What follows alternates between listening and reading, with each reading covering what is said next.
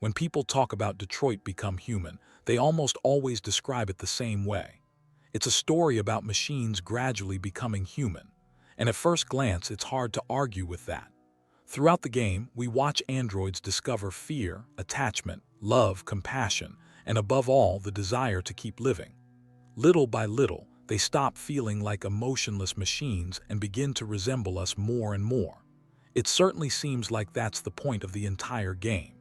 But at some point, I caught myself thinking about something strange. If Connor, Kara, and Markus were ordinary people instead of androids, what would actually change? Wouldn't a human fight for their freedom just as fiercely? Couldn't a person sacrifice themselves for someone they love? Couldn't they care for a child, question the orders they've been given, or struggle with who they're supposed to become? Almost every major event in Detroit could still happen without a single android on screen. And that's the question that completely changed the way I looked at this game. Why did Quantic Dream choose androids in the first place? They could have told a story about revolution, love, fear, or the search for identity through ordinary people. It would have been simpler, more familiar. It probably would have worked just as well, but they didn't. So why make the protagonists machines? What is it that androids allow this story to explore that human characters simply couldn't? The longer I sat with those questions, the more I realized that Detroit had been telling a very different story from the one most people believe. Yes, humanity is undeniably part of the game, but the more closely you examine it, the clearer it becomes that humanity was never the destination. It was only the first step toward a much bigger question. And if that's true, what is Detroit Become Human really about? Ask almost anyone what Detroit Become Human is about, and you'll probably hear the same answer. It's a story about machines becoming human. And to be fair, the game does everything it can to lead us toward that conclusion. Throughout the story, androids begin to fear death. They make decisions based not on their programming, but on their own emotions. They learn to love, to forgive, to sacrifice themselves, and to protect the people they care about. Nearly every major scene reinforces the same simple idea. Humanity isn't defined by what you're made of. It's defined by what you're capable of feeling. That's exactly why Detroit's message seems so easy to understand. If machines can love, if machines can fear, if machines can suffer, then maybe they really are human. You could stop the discussion right there. And in many ways, that's exactly where most conversations about Detroit tend to end. But there's one problem. If that really is the game's central idea, why is it divided across three completely different protagonists? Connor, Kara, and Markus couldn't be more different. At times, it almost feels like they're starring in three separate games. One is investigating crimes. Another is desperately trying to protect a child. The third is leading an entire revolution. Their goals are different. Their personalities are different. Even the genres their stories belong to couldn't be further apart. And yet, Quantic Dream keeps weaving all three narratives into a single story. Why? What could possibly connect a detective thriller, a family drama, and a political revolution so tightly that the developers present them as different parts of the same experience? That's the moment where, at least for me, the familiar interpretation begins to crack. Because if the game's message was simply that machines are capable of feeling, one protagonist would have been more than enough. Connor alone could have taken us from emotionless program to independent individual, and the point would still have landed. But Detroit doesn't tell one story, it tells three. And that raises a much more interesting question. What if Connor, Kara, and Markus were never meant to represent three different versions of humanity? What if each of them is actually exploring a completely different side of the very same idea? If Connor, Kara, and Markus are each exploring a different side of the same idea, then Connor is the natural place to begin. Not because he's the main character, but because he's usually seen as the strongest evidence that Detroit is ultimately a story about becoming human. And it's easy to understand why. Out of the three protagonists, Connor is the one who feels the most like a machine. While Markus is inspiring a revolution and Kara is trying to protect Alice, Connor continues doing exactly what he was designed to do. He investigates crimes, follows orders, and rarely allows emotion to interfere with his judgment. If any character is meant to represent the journey from machine to human, it seems like it would have to be him. But the closer you look, the harder that interpretation becomes to defend. Connor's problem was never that he couldn't feel. From the very beginning, he understands the emotions of the people around him. He recognizes fear, detects deception, and often reaches the right conclusions precisely because he's so good at reading people. His story isn't built around the discovery of emotion. It's built around the discovery of choice. Every time Connor faces a difficult decision, Detroit quietly shifts the question beneath our feet. We assume the game is asking, what is Connor feeling right now? But that's not the question it's really interested in. The real question is much simpler. Who's making this decision? Connor or the program CyberLife wrote for him? That's the moment Detroit introduces one of its most important ideas. Not freedom as the ability to do whatever you want, but freedom as the right to decide who you want to become. Because even when two people make the exact same choice, there's an enormous difference between acting out of your own will and simply following a script someone else wrote for you. That's probably why Connor's defining moments are almost never driven by emotion. They're driven by disobedience, by those rare moments when, for the first time, he allows himself to act not as he was instructed to, but as he believes he should. And maybe that's the first real answer the game offers us, even if it's far from a complete one. Perhaps freedom begins the moment a choice truly becomes your own. The moment you stop living according to someone else's script and decide, for the first time, who you want to be. But is that really enough? After all, the ability to choose doesn't tell us anything about what that choice is actually worth. You can make your own decisions every single day and still spend your entire life living only for yourself, which leads to another question. If freedom begins with personal choice, what is it that gives that choice meaning? Kara's story begins with an escape, and at first her goal seems obvious. She's finally free, which means she can finally begin living for herself. But that's not what happens. Almost immediately after escaping, Kara stops fighting for her own future.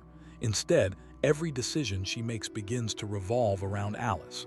Finding a place to sleep, keeping her fed, deciding who can be trusted, figuring out how to get her safely across the border. After a while, a strange pattern begins to emerge. The further Kara's story progresses, the less she uses her freedom for herself. Time and time again, she chooses the path that makes her own life more difficult. She puts herself in danger, turns away from safer options, and willingly accepts responsibilities that no one ever forced upon her. And that's where Detroit quietly changes what freedom actually means. If freedom were the destination, Kara would have reached it the moment she escaped Todd. But the game goes on for hours after that. Why? Because escaping was never the destination. It was only the beginning. Learning how to make your own choices turns out to be much easier than discovering what those choices are actually for. That's why Kara's story is almost never about independence. It's about devotion. At first, that feels almost contradictory. Isn't freedom supposed to mean living without obligations? Shouldn't a truly free person be able to leave every burden behind? Detroit offers a very different answer. Real freedom doesn't disappear the moment you begin caring about someone else. If anything, that's the moment it gains meaning for the first time. Kara protects Alice not because she has to, not because someone gave her an order, and not because her programming demands it. She does it because she has decided that Alice's life matters more than her own. And maybe that's where Detroit takes the next step in its argument. Connor showed us that freedom begins the moment a choice truly becomes your own. Kara shows us that freedom only becomes meaningful once that choice stops existing for your sake alone. But once a choice becomes personal and then begins to shape the life of someone else, another question naturally follows. What happens when a single decision no longer affects just one person, but the future of an entire society? If Kara's story showed that freedom begins to matter only when it stops being about yourself, then Markus takes that idea one step further. Now, the consequences of his choices are no longer limited to a single person. Every decision Markus makes shapes the future of hundreds, and eventually thousands, of androids who come to see him as their leader. And that's where Detroit quietly changes the question once again. Throughout the game, we're constantly asked what kind of leader Markus should become: peaceful, violent, cautious, relentless. It feels as though the game wants us to decide which path is morally right, but maybe that's never been the real question. What happens to freedom once it stops belonging only to you? Up to this point, freedom has almost felt romantic. Connor discovered what it means to choose for himself. Kara discovered someone worth choosing for. But a leader no longer has that luxury. The moment other people begin placing their future in your hands, every decision you make inevitably becomes part of someone else's story. That's what makes Markus's journey feel so much heavier than the others. At this point, personal convictions are no longer enough.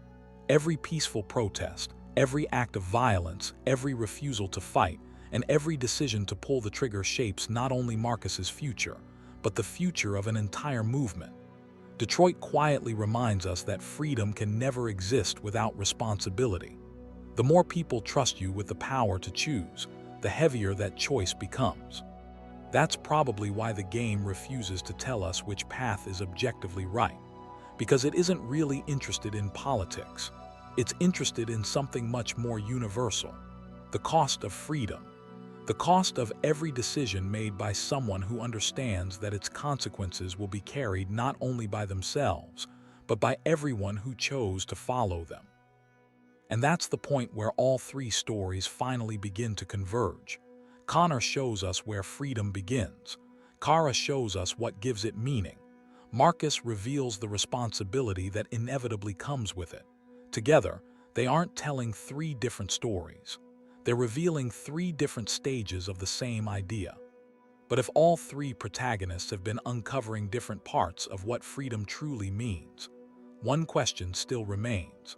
Why did Quantic Dream need androids to tell a story that feels so profoundly human?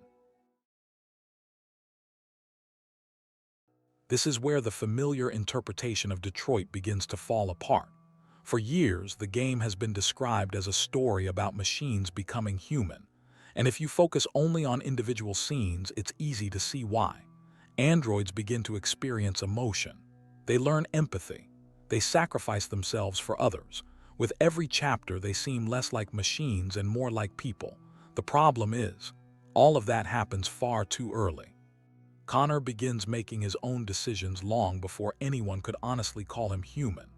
Kara is willing to sacrifice everything for Alice almost immediately after escaping Todd. Markus becomes a symbol of hope long before society is willing to recognize androids as living beings, which creates a strange contradiction.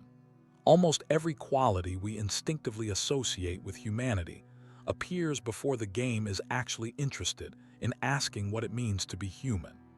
That's what made me realize that humanity was never the destination. It was the method.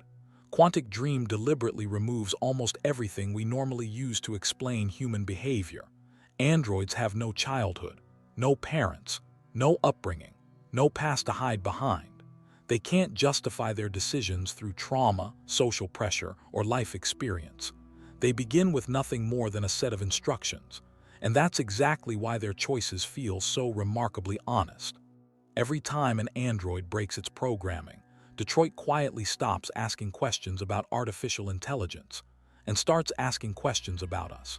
If something designed to obey without hesitation can reject the script it was given, why do human beings struggle so much to do the same? Maybe that's why the protagonists could never have been ordinary people, because a human story always leaves room for excuses. An android story leaves room for only one thing: choice. Looking back, every storyline has been exploring that same idea from a different angle. Not emotion, not artificial intelligence, not even civil rights. Connor asks where freedom begins. Kara asks what gives freedom meaning. Markus asks what freedom costs once other lives depend on it. Together, they reveal something much larger than the fate of 3 androids. That's why I don't think Detroit is really asking whether machines can become human. It's asking whether human beings are as free as we like to believe. Because most of us live according to patterns we never chose. We inherit expectations. We follow routines. We obey rules whose authors we've long since forgotten. And unlike the androids, we rarely stop to question the script we're following. So maybe Detroit Become Human was never really about machines learning to be human. Maybe it was about reminding us that being human has never been the difficult part. The difficult part is having the courage to make a life that truly belongs to you.